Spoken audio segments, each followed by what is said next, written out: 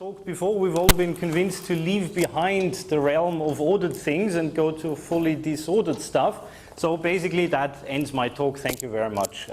See you in the coffee break. Yes, exactly. So sorry for that little joke as a beginning.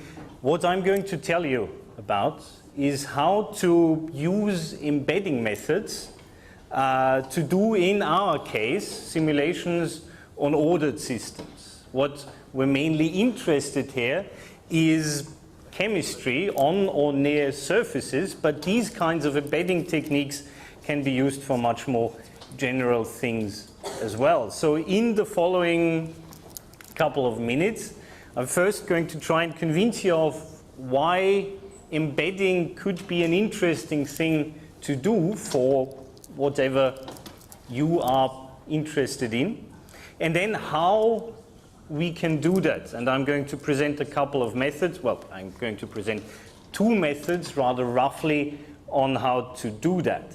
Now, as for the why, I brought this graph here, and I'm sorry, this is a bit of an old graph. Probably the scaling is already better, but you all have seen graphs like this, in that the interesting and accurate methods are not necessarily the methods you could afford for bigger systems. So what I did here is I did argon clusters, and I really only went up to argon 16 because I then lost interest, basically.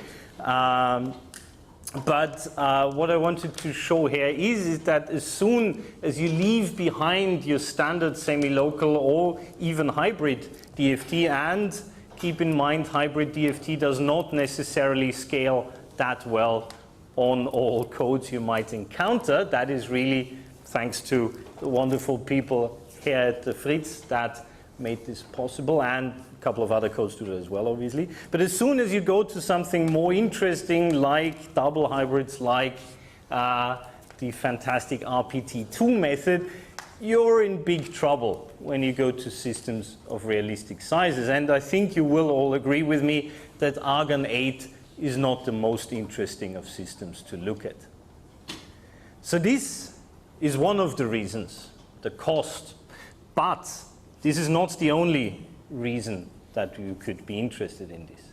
Now, if you leave behind the realm of metals, and if you do something like chemistry on, for example, semiconductors, you'll soon encounter cases where you see that you have at least locally charged species on your surface, or even local charges doing something, driving the chemistry, for example. So if we're talking of a periodic calculation, if we're simulating anything that is nicely structured, what we do is we use periodic boundary conditions. These periodic boundary conditions in principle mean that while our computer sees that little box on the right-hand side, what we're actually simulating, hopefully, if we do everything correctly, is that. We want to simulate an extended system. Now, what if we do the same thing, but now with a charge in our unit cell? Unfortunately, what you're simulating at the end of the day is this. And as that is an infinite system, basically, with your eval sums and everything, that would mean you would be simulating something with an infinite charge, which you will agree is not very physical. So what the codes in these cases do is they do something called the uniform charge background, which technically just means throwing away the first term in your eval summation, but which physically means that you charge every bit of your unit cell in such a way as to saturate the charge that you put in there, the actual charge. Now, unfortunately, if you do the maths, and I'm not going to bore you with that, you immediately see that this gives you a highly system-dependent energy term now. Because obviously the charge you put in there, and I put a plus charge in here, will interact with your uniform charge background.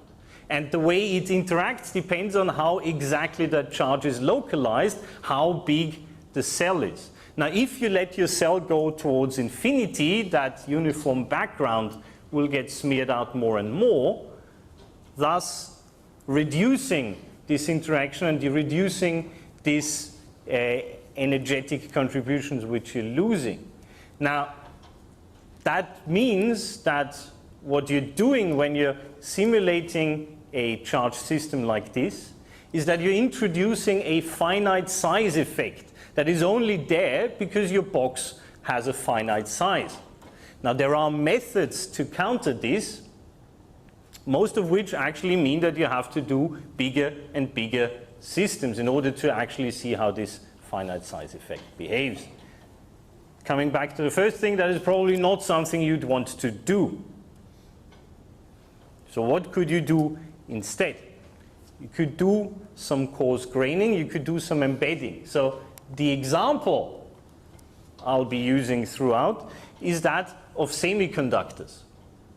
The reason for why I'm talking and why I'm insisting on our methods only working for semiconductors or insulators should become rather clear in a second. So the example, and I bring that here because that is really the thing we're looking at the most, is titanium dioxide, which is kind of the fruit fly, or you being physicists, the harmonic oscillator of electrochemistry, in the sense that everybody looks at that first. Unfortunately, turns out it's still not fully understood, or fortunately, because that's what I'm basing my career on partially.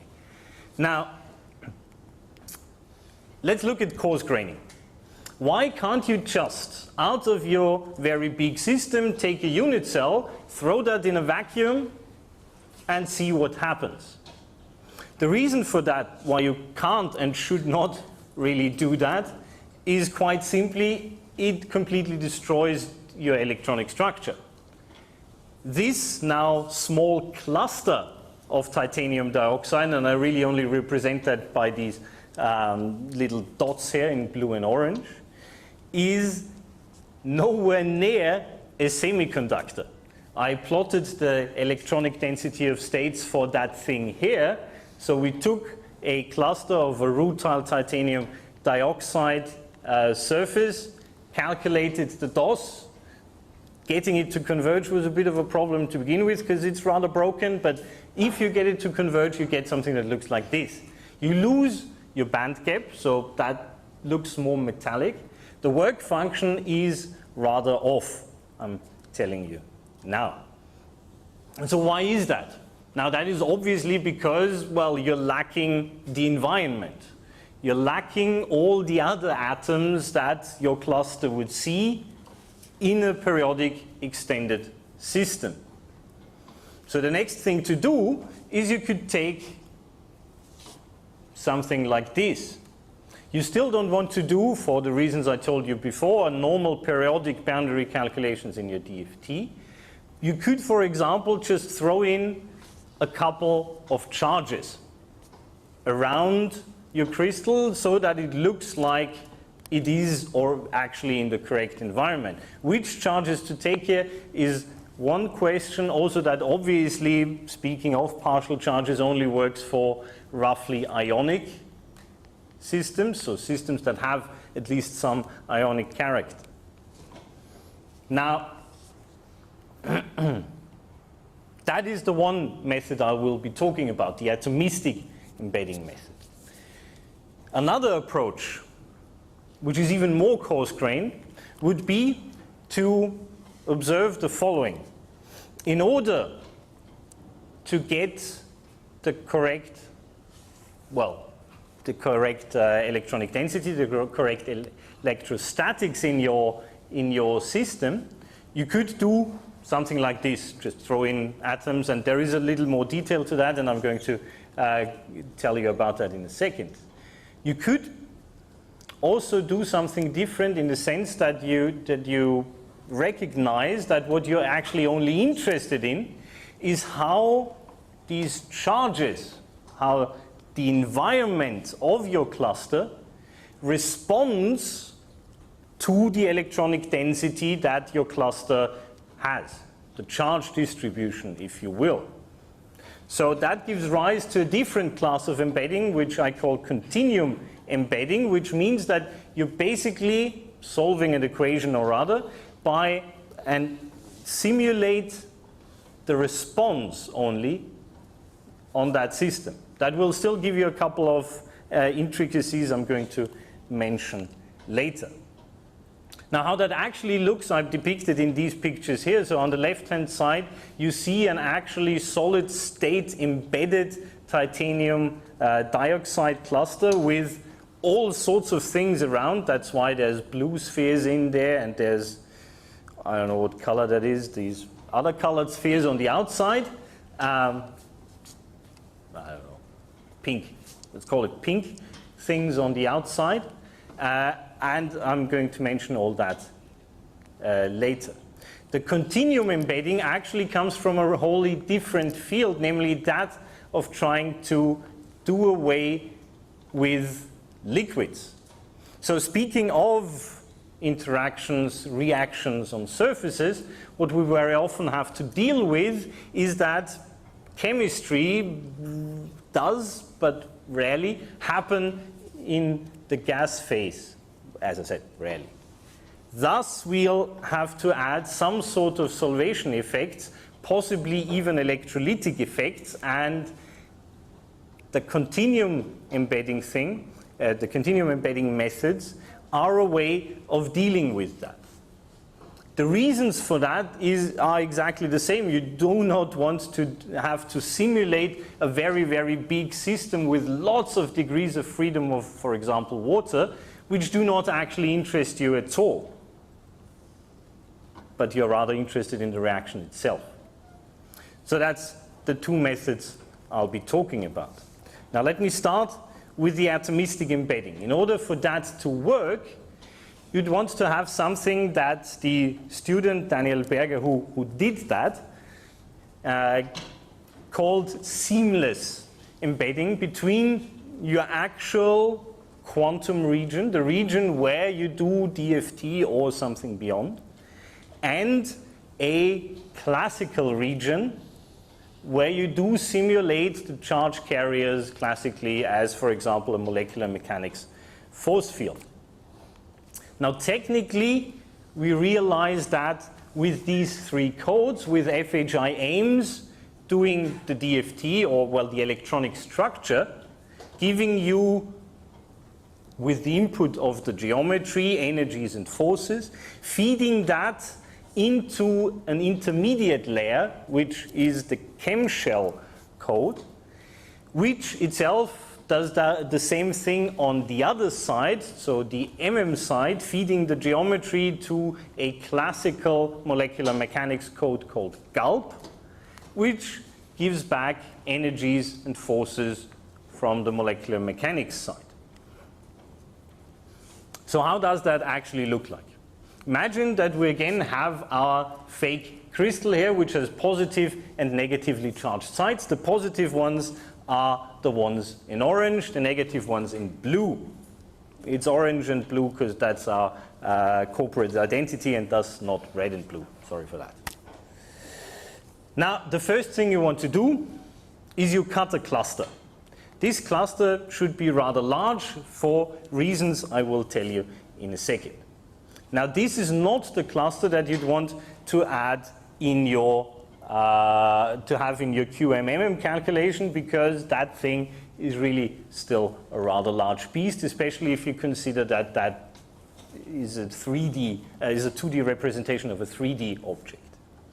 Now, in this cluster, you, by some sort of criterion, designate QM and MM atoms. The QM atoms being the ones that you'd actually want to calculate with your electronic structure code, the ones that are actually necessary to describe whatever chemistry or physics you're interested in.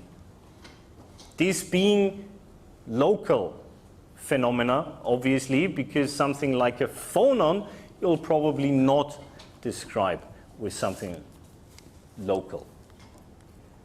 Now, the problem is that having a cluster that is ionic like this one, you'll immediately see that your QM region is now neighbored by both positive and negative sites.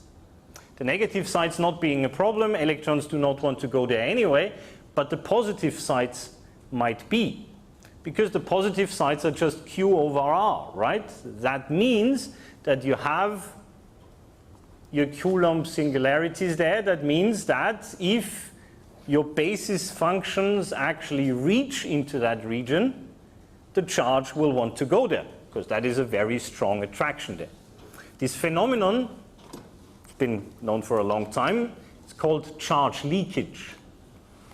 Simply because the charge that actually you'd want to keep in your electronic structure, in your QM region, will leak out into your MM region. It should not go there because the charges of the MM region are already fitted such as to represent the fully charged, so the overall neutral system, right? So adding extra charge to that would not be a good idea. So what can you do? The way we chose, and that is really based on the work of many other people, mainly in the biosimulation community where people have done QM, MM for a very, very long time already, is we replace these Coulomb singularities, the positive ones, with pseudopotentials. Now I trust that you know what pseudopotentials are. Basically, it's just a way of faking the existence of actual electrons at that site without having to explicitly calculate them.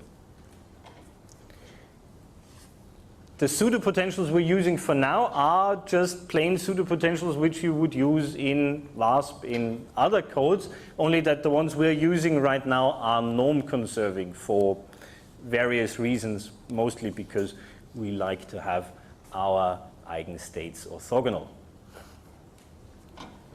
Now, there's still a couple of things missing. We now have a very big cluster that is an MM cluster with a little embedded QM region. We took care of charge leakage, but there are a couple of things that still different from an actual periodic calculation. First and foremost, you will see that, by the way I drew it already, all my little clusters have a quadrupole moment. You will see that along one diagonal, there's only the red things on the outside. On the other diagonal, there's only the blue things on the outside. I could have drawn it differently such that it has a dipole moment. But in the end, you'll probably, simply due to the nature of your cluster having two different kinds of sites, and you wanting to have something stoichiometric, you'll probably end up with something that has at least some sort of multiple moment. Also, from your solid state theory, you still do remember that periodic actual extended systems have something called the Madelung potential, which is just the electrostatic potential of an extended collection of charges. Even if that thing is overall neutral, you'll end up with a potential contribution. So there are two things that we still need to take care of. So corrections for the Madelung potential and the multipole moments. In ChemShell, and we did not come up with that, that was already in there, this is fixed by fitting charges to the potential of an actual periodic calculation, which are made blue here for a reason. But yeah, so the fitted charges are then put on the outside such that in the QM region, the potential of an actual periodic calculation is restored. That is quite important if you're doing things like, for example, electrochemistry.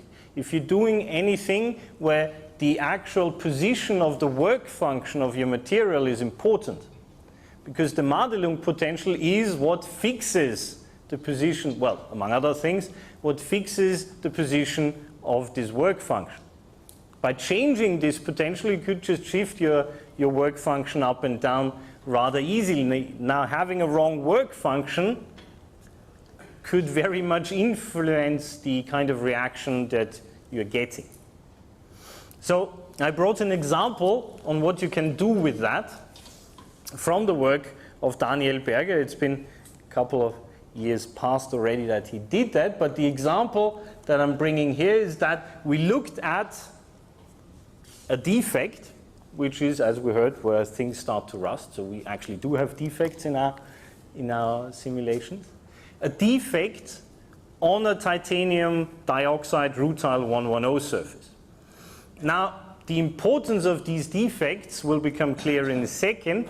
Safe to say that they heavily influence the kind of chemistry that you will get on that surface. So what we were looking at were a couple of different defects, and I'm sorry that, yeah, you can probably read that. So these defects are all oxygen vacancies. So basically we just removed one oxygen from the top layer of our titanium 110. But this being a crystal with ionic character, that gives rise to a couple of differently charged defects now.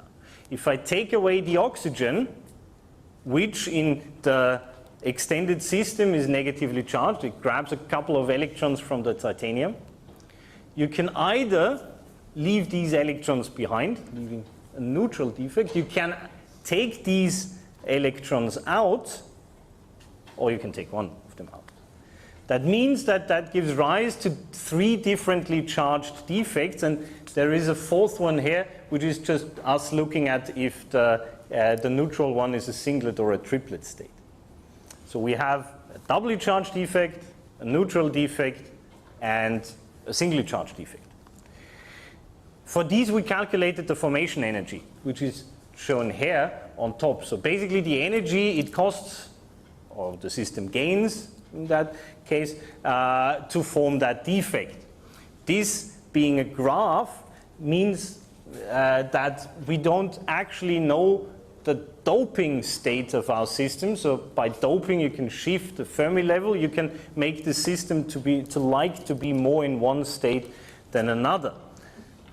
What you can see, though, is that for all the conditions we're looking at here, the doubly charged one, the one I now painted in red, is the most stable one. It is energetically below all the other defects. What that means is that this oxygen vacancy traps 2 positively charged carriers, so 2 holes near its position. These 2 holes, well, that is basically what the spin density looks like for this kind of configuration on the right-hand side. Now, why is that important? For things like electrochemistry, which are driven by charge carriers, electrons and holes, having holes already localized somewhere on the surface is actually a big thing. Because a localized hole is in the end what will drive the reaction. Now there is one more thing I did not mention before, only in passing. In assigning our MM region, I told you that we use a force field for that. We put MM charges there. That is not quite all. And this is not quite all because what you need, as I said before, in order to have seamless embedding, is you need to have the response of the environment on your QM region. That response of the environment on your QM region means that the force field you're using needs to have at least some degree of polarizability. Because in the end, what you want to get is you want to get the dielectric permittivity of your medium right. Turns out for titanium dioxide, that is rather unfortunately complicated because it is highly anisotropic and it is rather high. Along one of the directions, the relative permittivity is 200. So getting that right would be rather important. So in order to show you how important that is, I actually have a graph here, again, prepared by my former student Daniel, of how the ionization potential of our cluster, which is related to the work function of the periodic material, changes if we change the dielectric permittivity. So on the very left-hand side of that graph, we have a completely non-polarizable model. And on the right-hand side, we're getting closer to what at least the high frequency, the electronic permittivity of the system should be. And you can see that, I plotted in blue here, where the IPs or the work function should actually lie. And you can see that without polarizability, you're nowhere near the correct result. This, in turn, so now you could say, okay, that's just where my levels lie. That's probably unimportant if you're only looking at relative things. Unfortunately, that is also not true. If, for example, we look at the binding energy of an OH group, and the reason why it's an OH group is because that is one of the intermediates in a water oxidation reaction, which, if titanium dioxide is the harmonic oscillator of the electrochemistry world, this is the reaction of that harmonic oscillator. This is the reaction everybody likes to understand here. Now, the binding energy of an intermediate obviously will influence how a reaction occurs or not, if the binding energy is too far off. So getting this right is a rather important bit as well. Now what Daniel showed here is actually two things. First of all, again, by getting towards the right dielectric permittivity of the surrounding medium, you do get some binding energy that is closer to what you would get in a periodic boundary calculation. The second thing that he showed is that actually the clusters which we're using, and there's two clusters here right now, it's titanium 17 oxygen 34 and titanium 33 oxygen 66,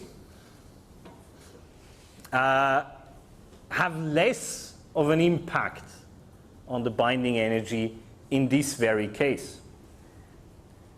That is just one example. There's obviously other examples which I could show you where the cluster size has more of an impact, but the importance is that although there is an impact, I mean it changes by 100 millieV, it is much more important to get the embedding right than having that cluster big.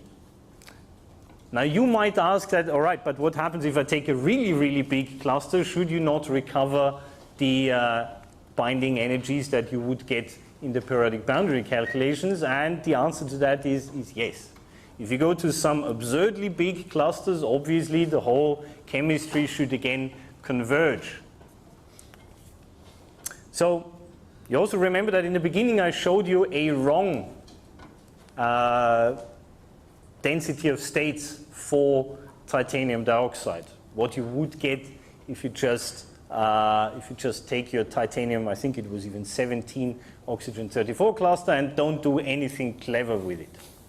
Now, just to show you that we are actually doing something clever with it, is I show you now how the embedded cluster looks in comparison to the periodic boundary calculations. Now, the slab calculations are now in blue, and in red we have the embedded cluster. It is one of the slightly bigger ones, but that is just to show that all the states below the band edges do converge towards the right behavior as well. And you see that not only do we get a band gap that is very, very much in agreement with the periodic calculation. We also get a work function, meaning we also get an alignment of the whole thing that is very, very good compared to the periodic boundary calculation.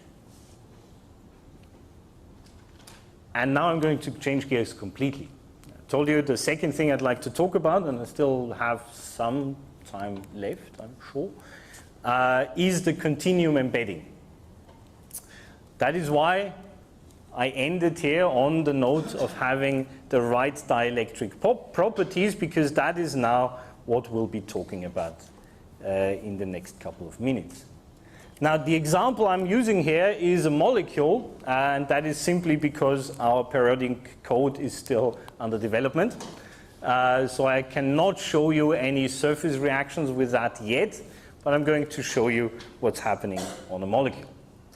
Now, you've heard about DFT.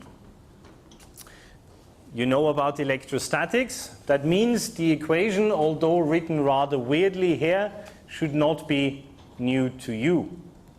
This is simply the Poisson equation for a given density, which I call n solute, n sol, which gives you a certain electrostatic potential, which I call V. I left out an epsilon so far, but and a couple of constants, but as you know, constants are not that important after all. If we're doing a calculation of this molecule in vacuum, this is the equation we solve. There is no additional epsilon relative permittivity that influences anything. But then again, that is not necessarily what we're interested in. If we put this solute, this molecule, and please do not ask me what kind of molecule that is, I forgot. I've been told, but I forgot. I'm also not a chemist.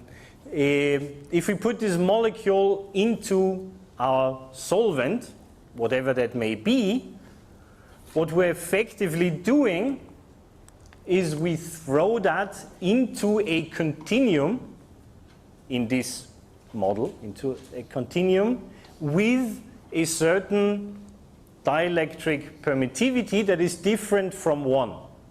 Meaning that we now represent our surroundings not as point charges wiggling around, but rather as a continuum that itself can be polarized. So we took that from macroscopic electrostatics, where you really do solve these kinds of equations. Now, this added another term to our Poisson equation, which is why we call that the generalized Poisson equation. The other term we now get is an epsilon of n electrons.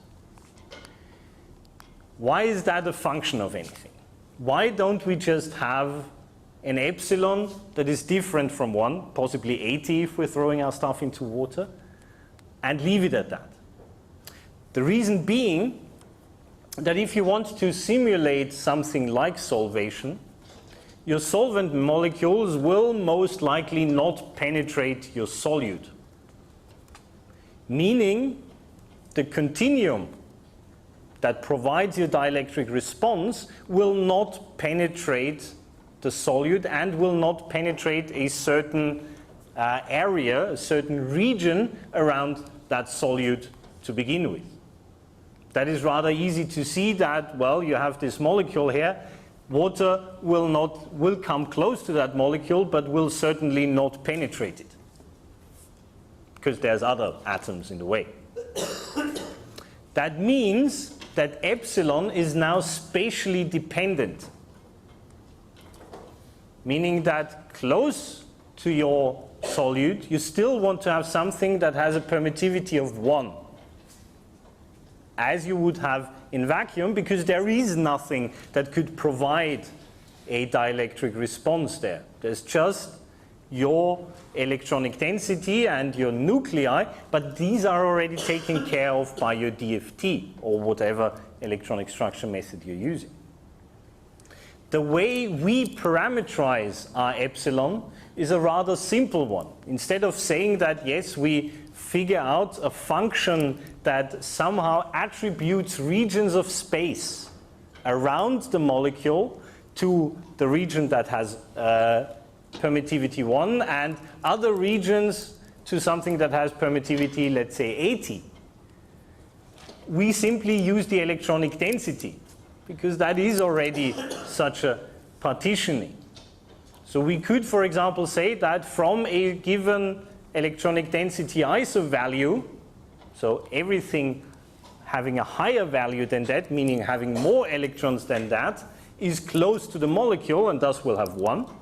Everything that has a lower iso value is far away from the molecule and that will have this whatever permittivity you're interested in. Now, in this model, we're actually doing something slightly more clever.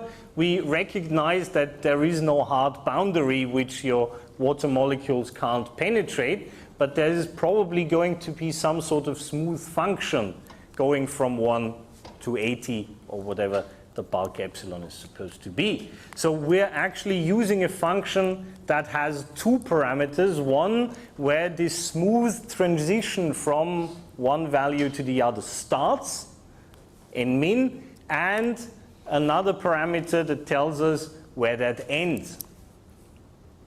So that's the first two parameters which determine the shape of this solvation cavity where my solute resides in. The other three parameters, alpha, beta, and gamma, I wrote here, are actually parameters for the non-electrostatics. Because if we're talking about something like solvation, only looking at the electrostatics, unfortunately, will not cut the mustard. What in solvation you will get beyond the electrostatics, and this is an important and dominating factor very often, are things like dispersion, so van der Waals forces. There is a cost associated with generating the cavity your solute resides in. There is something like surface tension. These are things that need to be taken care of. And while I do not want to bore you with the exact details of the non-electrostatic model we're using, there are a couple of parameters associated with that as well. Now, in the introduction, I also mentioned that what you could also be interested in if you're looking for chemistry happening in your solvent, you might be interested in the effect of electrolytics. So you might be interested in the effect of ions dissolved in your solution, because very often these can make or break a reaction, it turns out. This can also be taken care of. We just need to add one more term to our generalized Poisson equation. Namely, we add a ionic charge density, which is called NPB ion here. The reason why it's called NPB is because the model is now a Poisson-Boltzmann equation, because for the ions, we simply assume an equilibrium distribution according to the Boltzmann distribution. Unfortunately, that again adds a couple more parameters. First of all, the method we're using is actually an ion, a size modified Poisson-Boltzmann equation, meaning that our ions are not point charges. They obviously are not. They are simply because the ion itself already has an extent, and in solutions such as water, you'll have a solvation shell around the ions as well. Also, the ions cannot penetrate your molecule, blah, blah, blah, and this layer that forms here is called the Stern layer, and that does not necessarily have the same shape as our solvation cavity. So if we put all of that together, that is in principle what it looks like. Unfortunately, we end up with 8 parameters which we have to fix somehow. I don't know why I added that picture. Sorry. So now, you might add, okay, you have a model with 8 parameters. We all know the rather famous quote by John von Neumann, which was retold by Enrico Fermi, which is that, well, with 4 parameters, I can fit an elephant, and with 5, I can make it wiggle its trunk. Now this, luckily, has recently been proven to be actually true. You can look it up in this publication here. People in the American Journal of Physics showed that with a 4-parameter function you can fit an elephant function, and with the 5th you can make it wiggle its trunk. What that means is that having a model that contains too many parameters which you do not have a physically reasonable way of determining makes the model slightly questionable. Because by just with enough parameters, you can fit anything.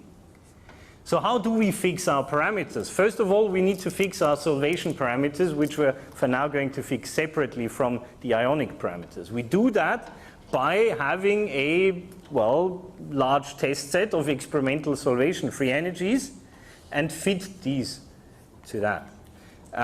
This is the database which we have. This is the actual deviation of our solvation free energies from the ones given by experiment, and they're on the order of, well, up to a couple of 100 millieV, this being an effective model that is probably not very surprising. What is interesting is, if you want to know how good we are with respect to other people, I also plotted here a different model by Mazzari and co-workers, and that gives basically the same results. But how do we fix the ionic parameters? And I'll probably skip this in the interest of time. Our latest approach to fitting the ionic parameters is via the so-called Sechenov coefficients. The Sechenov coefficient is just based on the observation that if you throw a neutral molecule in a solution and then add salt to the solution, the solvation free energy of that neutral molecule goes more or less linearly with the salt concentration. It holds for low enough salt concentrations, otherwise stuff gets weird.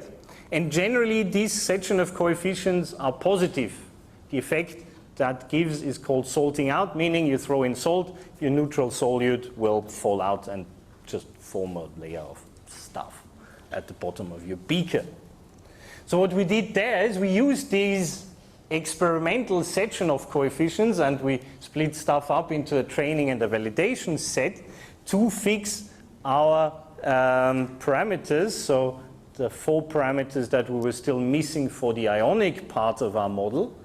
And you see that, well, mostly we're not too far away. We're, again, in the range between 100 to 200 millieV for the Sechenov coefficient, which is now not just solvation free energy, but which is the slope of a solvation free energies. I now could bore you with how we actually solved that equation, because the equation, unfortunately, is a highly nonlinear beast. Solving it is not entirely trivial, and it took Stefan Ringe, the student who did it, his whole PhD to basically get that done. But he came up with the help of Sebastian Matera and others, came up with a very nice method, which is based on a multipole moment expansion relaxation method called MERM. But I'll skip that for now. So let me end by thanking all the people who did the work. So Daniel Berger working on the solid state embedding, Markus Sinstein and Stefan Ringe working on the implicit solvation stuff. And you for your attention. Thank you very much.